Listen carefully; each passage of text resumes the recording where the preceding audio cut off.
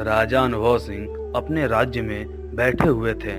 तभी वहां पर एक अधकटा सिर आया और बोला, यह क्या सुन रहा हूँ महाराज, आपके बेटे की तबीयत बहुत दिनों से खराब है। तुम बिल्कुल सही सुन रहे हो अधकटे सिर। पिछले कुछ महीनों से हमारे बेटे की तबीयत बहुत खराब हो गई है।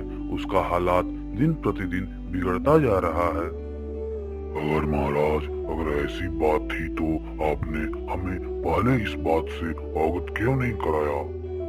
अधकटे सिर, मुझे लगा कि हमारे बेटे को कोई छोटा मोटा बीमारी हो गई होगी, इसीलिए मैं तुम्हें बताना उचित नहीं समझा। परंतु मैं राज्य के बड़े बड़े वैद्य से इलाज करवा चुका हूँ, लेकिन हमारे छोटे बेटे राजकुमार की तबीयत ठीक होने का नाम भी नहीं ले रही है। जब बीमारी में जड़ी बूटी काम करना बंद कर देती है तो प्रार्थना ही काम आता है महाराज। मैं कुछ समझा नहीं अधकटे सिर। महाराज, मैं एक हाथी को जानता हूँ। जो लोग उसके पास जाते हैं वह स्वस्थ होकर ही आते हैं। उस बीमारी को परखने की बहुत ही अद्भुत शक्ति है। क्यों ना उस हाथी को यहाँ पर लाया जाए? वह महाराज जंगल के बढ़ती हुई पशुओं की हत्या की वजह से वह दूर रहता है, इसीलिए वह जंगल की गुफा के पास रहता है। अगर आप चाहते हैं तो महाराज मैं आपको वहां पर पहुंचा सकता हूँ। राजा अनुभव सिंह उस हाथी से मिलने के लिए बहुत देर तक इंतजार किए। अगले सुबह राजा घोड़े पर बैठकर अधकटे सिर के साथ गुफा के पास जाने लगे। महाराज, यह वही अद्भुत हाथी है जो किसी भी बीमारी को भांपकर उसे मिट्टी में मिला देता है। राजा ने सारी बात हाथी को बता दिया और फिर हाथी बोला, महाराज, आपके बेटे को विचित्र बीमारी है जो जड़ी बूटी से ठीक नहीं होगी, बल्कि एक उपाय है जिससे आपके बेटे की बीमारी ठीक हो सकती है। तो जल्दी उपाय बताइए हाथी महाराज। महाराज, आपके बेटे को कोई बीमारी नहीं है। इसके जन्म कुंडली में गड़बड़ी है। इसे ठीक करने के लिए आपको दूसरी विवाह करना होगा। दूसरे विवाह के पश्चात जो संतान होगी उसको अपने बेटे के साथ 2 साल तक स्पर्श कर कर रखना पड़ेगा, जिससे जो भी उसके जन्म कुंडली में गड़बड़ी है वह खींचकर बाहर निकाल दे। यह सुनकर राजा अनुभव सिंह चौंकते हुए बोला, महाराज, आप कैसी बात कर रहे हैं? हमारी पत्नी, बेटा, समाज, यह सारे लोग क्या सोचेंगे? अगर हमने विवाह करके नई पत्नी लाया तो उन्हें यह लगेगा कि मैं अपने राजकुमार को भविष्य में राजा नहीं बनाऊंगा। महाराज, बहुत सारे राजा तो 2-2, 3-3 शादी करते हैं। आप तो सिर्फ अपने बेटे के तबीयत को ठीक करने के लिए दूसरी शादी कर रहे हैं। समय की यही मांग है महाराज, लेकिन ध्यान रहे आपको एक गरीब औरत से शादी करनी होगी। वह हाथी महाराज की बात सुनकर वह चिंता में पड़ गया और वह वहां से महल की ओर निकल गया। अद्भुत हाथी ने तो आपको एक सरल उपाय बताया है महाराज। इसमें चिंता करने की क्या बात है? अधकटे सिर, तुम जानते हो ना मेरी पत्नी कितनी गुस्सैली है। कहीं मेरी पत्नी के दिमाग में यह ना आ जाए कि उसके बच्चे को छोड़कर हम अपने दूसरे बच्चे को राज सिंहासन पर बैठाना चाहते हैं। ऐसा कोई बात नहीं होगा महाराज। मैं आपकी पत्नी सुकन्या जी को मैं समझा दूंगा। वह सब तो ठीक है अधकटे सिर, लेकिन मैं विवाह करूं तो किससे करूं? आपको चिंता करने की कोई आवश्यकता नहीं है महाराज। हाथी महाराज ने बताया है कि किसी गरीब औरत से विवाह करना होगा। मैं एक ऐसी गरीब कन्या को जानता हूँ जो राज्य के दूसरे कोने में रहती है और वह दूर झोपड़ी में भी रहती है, जिसका नाम चंद्रावती है। तो ठीक है, मैं उसके पास स्वयं जाऊंगा। राजा अनुभव सिंह अधकटे सिर के साथ उस गरीब झोपड़ी में चले गए, जो कि देखने में तो बदसूरत थी, लेकिन उसका विचार बहुत ही अच्छा था। तभी राजा देखकर चौंक गए। इस गरीब के घर में राजा स्वयं पधारे हैं। क्या कुछ गलती हो गई है महाराज? तुमसे कोई गलती नहीं हुई है चंद्रावती। असल में मैं तुमसे विवाह करने के लिए आया हूँ। मैं कुछ समझी नहीं महाराज। महाराज आपसे विवाह करना चाहते हैं चंद्रावती। यह सुनकर चंद्रावती अविश्वास रूप से राजा को देखने लगी।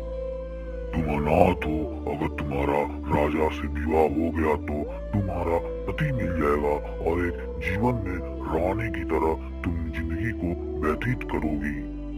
तभी राजा अनुभव सिंह अधकटे सिर से बोले, नहीं अधकटे सिर, मैं सबसे पहले इन्हें सारी बात बताऊंगा। अगर यह बातें सुनकर विवाह करने के लिए तैयार हुई तो तभी मैं शादी करूंगा। राजा अनुभव सिंह अपने बेटे की बीमारी के बारे में सारी बात बताया और उसका उपाय भी बताया कि वह कैसे ठीक होता है। इसीलिए मैं तुमसे विवाह करना चाहता हूँ चंद्रावती। इसीलिए तो कहूँ, अचानक हमारे छुपे हुए तारे कैसे जगमगा उठे। अगर बात ऐसी राजकुमार की है तो मैं अपनी प्राण देकर भी उन्हें बचाऊंगा, चाहे कुछ भी हो जाए। इसका मतलब तुम हमसे विवाह करने के लिए तैयार हो? चंद्रावती शर्माते हुए बोली, हाँ महाराज, मैं तैयार हूँ। उसी दिन महाराज चंद्रावती से विवाह कर लिया। समय ऐसा ही बीतता गया। 1 वर्ष के पश्चात ही चंद्रावती को एक पुत्र को जन्म दिया। जैसे ही महाराज उसे उठाया तो अंदर से पिता का प्रेम जग उठा। तभी चौंकते हुए रानी चंद्रावती से बोले, आज तुमने मुझे बहुत खुश कर दिया चंद्रावती। मैं अपने बेटे का नाम जय रखूंगा। महाराज, आप हमारे बेटे को राजकुमार जी के पास सुला दीजिए, जिससे स्पर्श होने की वजह से उनकी तबीयत ठीक हो जाएगी। अब तो मैं अपने बेटे को 2 वर्ष के बाद ही देखूंगी। मुझे तुमसे यही उम्मीद थी रानी चंद्रावती। राजा अपने पुत्र को राजकुमार के पास ले गए और उसको सटाकर सुला दिए। उस दिन से ही रानी सुकन्या उस पुत्र को देखभाल करने लगी। ऐसे ही 2 वर्ष बीत गए। रानी सुकन्या अपने पति राजकुमार अनुभव से कही, महाराज, हमारे राजकुमार बेटे की तबीयत बहुत ही स्वस्थ हो गई है। वह सही से खा रहा है, पी रहा है, उठ रहा है, बैठ रहा है और बातें भी कर रहा है। इसका मतलब हाथी महाराज का कही हुई बातें मानने से हमारे पुत्र की तबीयत ठीक हो गई। अब इस बच्चे को असली माँ के पास ले जाइए। मैं तो सिर्फ अपने बेटे राजकुमार को तबीयत को ठीक कराने के लिए इसका पालन पोषण कर रही थी। यह सुनकर राजा अनुभव सिंह चौंकते हुए बोले, यह आप क्या कह रही हैं महारानी? मैं सही कह रही हूँ महाराज। आप क्या जाने एक सौतन के पुत्र को पालन पोषण करने में दूसरी स्त्री पर क्या बीतती है। इससे पहले मैं अपने हाथों से मार दूं, इसे तुरंत हमारे आंखों के नजरों से दूर ले जाइए। अपनी सुकन्या रानी के मुंह से यह बात सुनकर बहुत बुरा लगा। तभी राजा अपने पुत्र जय को उठाकर चंद्रावती को दे देते हैं। जैसे ही महाराज चंद्रावती के कक्ष से बाहर निकलते हैं तभी उनकी मुलाकात राजकुमार अपनी बेटे से होती है। पिताजी, आपने कहा था कि जब मैं स्वस्थ हो जाऊंगा तब आप मुझे इस राज्य का राजा घोषित कर देंगे और वह समय आ गया। आप मुझे राजा घोषित कर दीजिए। पुत्र, मुझे याद है जो मैंने कहा था। मेरे द्वारा दिए गए वादे के अनुसार मैं आज ही तुम्हें राजा घोषित करूंगा। राजा अनुभव सिंह ने उसी समय अपने पुत्र को राजा बना दिया। लेकिन ऐसा करते ही राजा अनुभव सिंह बुरी तरह से बीमार पड़ गए। काफी इलाज होने के बाद भी उनकी बीमारी ठीक न हुई। एक दिन राजा राजकुमार अपने दरबार में बैठकर नए मित्र अशोक के साथ हंसी मजाक कर रहे थे। तभी अधकटे सिर दरबार में आया और राजा राजकुमार से बोला, महाराज, आपके पिता की तबीयत ठीक नहीं है, उन्होंने आपको याद किया है। राजा राजकुमार तुरंत अपने पिता से मिलने के लिए कक्ष में पहुंचे। राजा अनुभव सिंह ने अपने पुत्र से बोला, मुझे नहीं लगता अब कभी मैं स्वस्थ हो पाऊंगा, इसलिए मैं चाहता हूं कि मेरे जीते जी तुम्हारा विवाह संपन्न हो जाए। मैं पड़ोसी राज्य के राजा लंगम सिंह से पुत्री शुभ लक्ष्मी से तुम्हारा विवाह तय कर दिया हूँ। जैसी आपकी इच्छा पिताजी, जहाँ मुझे आप विवाह करने के लिए कहेंगे मैं वही करूँगा। कुछ ही दिन में राजकुमार की शादी शुभ लक्ष्मी से हो गया। विवाह के कुछ समय बाद ही राजा संसार छोड़कर चले गए। ऐसे ही समय बीतता गया। लगभग 10 वर्ष के बाद जय 12 वर्ष का हो चुका था। एक दिन शुभ लक्ष्मी अपने पति राजकुमार से बोलती है, आपका सौतेला भाई 12 वर्ष का हो चुका है हाँ मुझे पता है। और हमारा पुत्र 5 वर्ष का होने वाला है। हाँ मुझे यह भी पता है, लेकिन यह सारी बात तुम मुझसे क्यों कह रही हो? आखिर तुम कहना क्या चाहती हो? वही जो आप भविष्य में देखना नहीं चाहते हैं। पहेली मत बुझाओ शुभ लक्ष्मी, यह बताओ कि बात क्या है। देखिए, आपका भाई 12 वर्ष का हो चुका है और कुछ ही वर्ष में जवान हो जाएगा, जबकि आप धीरे धीरे बूढ़े होते जा रहे हैं। जब वह जवान हो जाएगा तब वह भी अपना दावा पेश करेगा, पर उसका अधिकार भी बनता है। आखिर उसके अंदर भी उसके पिता का खून दौड़ रहा है। भले ही और तुम्हारी माँ का खून ना हो, लेकिन आपके पिता का खून उसमें भी है। शुभ लक्ष्मी को यह सारी बात बोलते ही वहाँ पर उसकी माँ आ गई और बोली, शुभ लक्ष्मी बिल्कुल सही कह रही है बेटा। तो फिर मुझे क्या करना चाहिए माँ? सही चीज हमेशा सही जगह होनी चाहिए। तुम्हारे पिता ने तुम्हारे तबीयत को ठीक करने के लिए चंद्रावती से ब्याह किया था। तुम तो स्वस्थ हो गए। अब चंद्रावती को इस महल में कोई जरूरत नहीं है। इससे पहले वो अपने पुत्र से राज हथियाने के लिए कहे, तुम्हें उस पुत्र को और उसकी माँ को धक्के मारकर इस महल से बाहर करना होगा।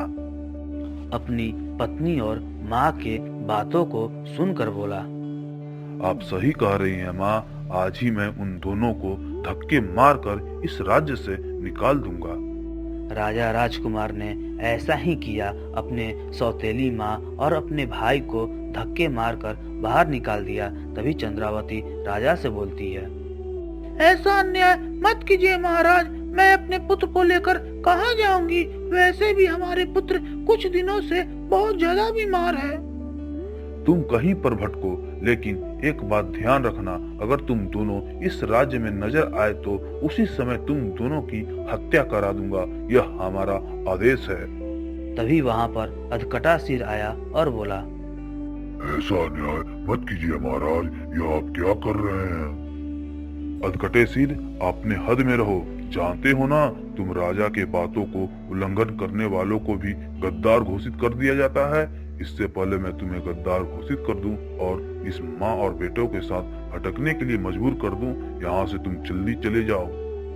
अधकटा सिर वहाँ से उड़ते हुए चला गया। बेचारी चंद्रावती 12 वर्षीय पुत्र को लेकर जंगल चली गई। जय वैसे भी बहुत बीमार था। ज्यादा दूर चलने की वजह से उसका गला प्यास से सूखने लगा। वह अपनी माँ से बोला, माँ, मुझे बहुत तेज से प्यास लगी है।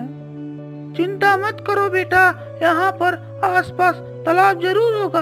मैं तुम्हारे लिए पानी लेकर आता हूँ। चंद्रावती पागलों की तरह तालाब को इधर से उधर खोजने लगी। बहुत देर के बाद उसे तालाब मिल गया। चंद्रावती अपने पुत्र को लेकर तालाब पर पहुंची थी कि तभी उसका पुत्र जय वहां पर बेहोश हो गया। तुम्हें क्या हुआ बेटा? अपनी आंखें खोलो, देखो तालाब आ गया। अब तुम तालाब से बहुत सारे पानी पी सकते हो। सब कुछ सही हो जाएगा। जल्दी उठो बेटा, जल्दी उठो। परंतु जय ने अपनी आंखें नहीं खोली। चंद्रावती समझ गई कि उसका पुत्र इस संसार में नहीं रहा, तो वह फुट फुट कर रोने लगी। तभी वह हाथी दौड़ता हुआ पानी पीने के लिए आया। जब वह चंद्रावती को रोते हुए देखा तो बोला, जिसके भाग में जो लिखा होता है वही मिलता है। चंद्रावती हाथी को सारी घटना बताते हुए बोली, आखिर हमें क्या मिला हाथी महाराज? मेरे पति भी छोड़कर चले गए और मेरा पुत्र भी छोड़कर चला गया। और हद तो तब हो गई जब मुझे महल से धक्के मार के निकाल दिया गया। चिंता मत करो, तुम अपने बेटे के शव को इस तालाब के पास मिट्टी में दबा दो। जो लोग ने तुम्हारे साथ अन्याय किया है उन्हें पापों का सजा अवश्य मिलेगा। अगर जिन्होंने तुम्हारे बातों को आकर पाप किया है उन्हें भी मिलेगा। वह जीवन भर पाप को याद करते रहेंगे। चंद्रावती रोते हुए तालाब के किनारे मिट्टी में अपने पुत्र को दबा दी। इस तालाब के उस पार गुफा है। अगर तुम चाहती हो तुम हमारे साथ रह सकती हो। वैसे भी हमको इस संसार के मोह माया से भंग हो गया हूँ। हाथी महाराज, मैं अपना जीवन को एकांत में बिताना चाहता हूँ। चंद्रावती उस हाथी महाराज के साथ रहने लगी। एक दिन चंद्रावती की नजर तालाब के किनारे पड़ी, जहाँ पर सुंदर वृक्ष लगा हुआ था जिस पर एक मटका लटका हुआ था। चंद्रावती हैरान होकर हाथी महाराज से बोली, हाथी महाराज, यह कैसा चमत्कार है? तुम जिस मटके को देख रही हो इसको अपना पुत्र जय ही समझो। तुम्हारे पुत्र की मृत्यु के बाद उसकी आत्मा इस मटके में समा गई है। अगर चाहती हो तो तुम बात भी कर सकती हो। यह सच में हाथी महाराज, यह तो हमारे लिए खुशी की बात है। बेटा जय, क्या तुम मुझे सुन रहे हो? हाँ माँ, मैं तुम्हें सुन रहा हूँ और तुम्हें देख भी रहा हूँ। बेटा तुम मुझे माफ कर दो। मैं बहुत कोशिश की लेकिन मुझे बचा नहीं पाई। नहीं माँ, ऐसा मत कहो, इसमें तुम्हारी गलती नहीं है। समय ऐसा ही बीतता रहा। एक दिन राजा की पत्नी, पुत्र और उसकी माँ की तबीयत बहुत ही खराब हो गई। राजा राज्य के बड़े बड़े वैद्य को बुलाया लेकिन सभी लोगों ने अपनी हाथ खड़ा कर दिया। तभी राजा राजकुमार को अधकटे सिर को याद किया और उन्होंने सैनिक भेजा उसे बुलाने के लिए। तुरंत यहाँ पर अधकटे सिर को बुला कर लाओ। तभी कुछ देर बाद वह अधकटा सिर वह राज्य महल में राजा के पास आया और बोला, आप हमको यहाँ पर क्यों याद किए महाराज? आपने तो मुझे इस महल से निष्कासित कर दिया था। राजा राजकुमार सारी घटना को बताते हुए अधकटे सिर से बोला, जब मैं बीमार पड़ा था तब तुमने हमारे पिताजी को मदद की थी। आज मेरी माँ, पत्नी और बेटा तीनों लोग बीमार हैं। तुम्हारे पिता तुम्हारे जैसा घमंडी नहीं थे राजन। तुमने निर्दोष माँ बेटे को धक्के मारकर इस महल से निकाल दिया। उन माँ बेटों की हाय तो एक दिन ना एक दिन लगनी ही थी। मैं अपनी गलती मानता हूँ अधकटा सिर। मैं अपने पापों का पछतावा करने को भी तैयार हूँ, परंतु आप मुझे यह बताइए कि वह हाथी महाराज कहाँ रहते हैं जिन्होंने मुझे ठीक करने का उपाय बताया था। जी तो करता है मैं तुम्हारे बातों को इनकार कर दूं, परंतु तुम्हारी तरह मैं नहीं हूँ। इतना बोलकर अधकटा सिर ने बता दिया हाथी महाराज कहाँ रहता है। तभी राजकुमार राजा घोड़े पर बैठकर अधकटे सिर के साथ उसके तरफ निकल गए। कुछ समय सफर करने के बाद उन्होंने एक गुफा के पास पहुंचा। हाथी महाराज, जो करना है कीजिए, लेकिन हमारे परिवार को घातक बीमारी से बचा लीजिए। राजकुमार राव ने हाथी महाराज को सारी बात बता दिया। सारी बात सुनने के बाद वह हाथी बोला, महाराज, संसार में सिर्फ एक पेड़ है जिस पर एक ही मटका है और उस मटके को फोड़ते ही किसी एक लोगों की जान बचाई जा सकती है। यह सुनकर राजकुमार चौंक गया और बोला, आप क्या कहना चाहते हैं हाथी महाराज? सीधी सी बात है महाराज, तीनों में से किसी एक को ही स्वस्थ किया जा सकता है, परंतु दोनों लोगों की अपनी जान को गंवानी होगी। लेकिन महाराज, वह मटके को आपको ही उतारना है। उससे पहले आपको उस वृक्ष के मालिकिन से आज्ञा लेनी पड़ेगी महाराज। हाथी महाराज ने उसी तालाब के किनारे ले गया जहाँ पर वृक्ष था।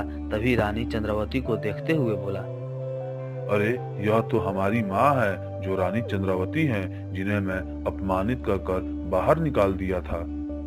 सही कह रहे हैं महाराज, यह वही चंद्रावती है और यह पेड़ की मालिकिनी यही है। एक मटका है जिसे तोड़ने से किसी एक के जीवन बच सकता है, लेकिन आपको जान के आश्चर्य होगा, वह साधारण मटका नहीं है, वह आपके सौतेले भाई की जय की ही है। यह आप क्या कह रहे हैं महाराज? मैं सही कह रहा हूँ महाराज। आप अपनी माँ और पत्नी में के बातों में आकर एक निर्दोष माँ बेटे को घर से धक्के मार के निकाल दिए। चंद्रावती का पुत्र पहले से ही बीमार था। बेचारा तालाब के पास आकर भी वह पानी न पी सका, अपनी जान को गंवा बैठा। आपको वही कुकर्मों का फल को भोगना पड़ेगा महाराज। तभी राजकुमार चंद्रावती के पास जाते हुए बोले, मुझे माफ कर दो माँ, मुझे से बहुत बड़ी गलती हो गई। अगर मैं अपनी माँ और पत्नी की बात नहीं मानी होती तो आज यह मुझे मुंह नहीं देखना पड़ता।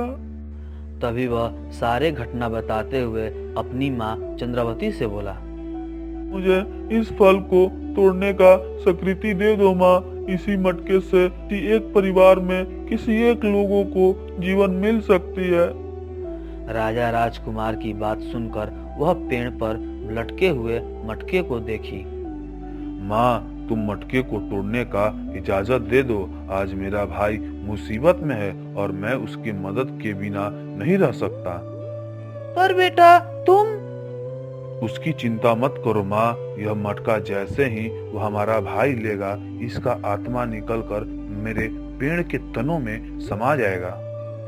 राजा राजकुमार, तुम्हारे पिताजी भी हमारे पास आए थे और मैंने उन्हें खाली हाथ नहीं लौटाया था, क्योंकि हमारे अंदर इंसानियत जिंदा थी और आज भी जिंदा है। और तुम्हें आज ही मुझे विश्वास करना पड़ेगा। अगर आज तुम मेरे पास आए हो तो मैं तुम्हें खाली हाथ नहीं वापस भेजूंगा। अगर इस मटके से किसी एक का जीवन दान मिल सकता है तो तुम इसे तोड़कर ले जाओ।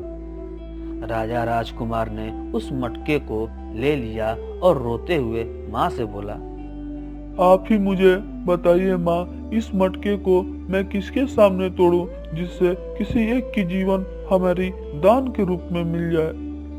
तुम्हारी माँ और पत्नी मन से अशुद्ध थी, इसीलिए उनको संसार में रहने का कोई अधिकार नहीं। लेकिन तुम्हारा पुत्र अभी 5 वर्ष का है, वह बेचारा जानता भी नहीं कि अच्छाई क्या होती है और बुराई क्या होती है। तुम्हें अपने पुत्र को बचाना चाहिए और जब वह बड़ा हो जाएगा तो तुम्हें उसे इंसानियत का पाठ पढ़ाना चाहिए, जैसे तुम्हारे पिताजी थे।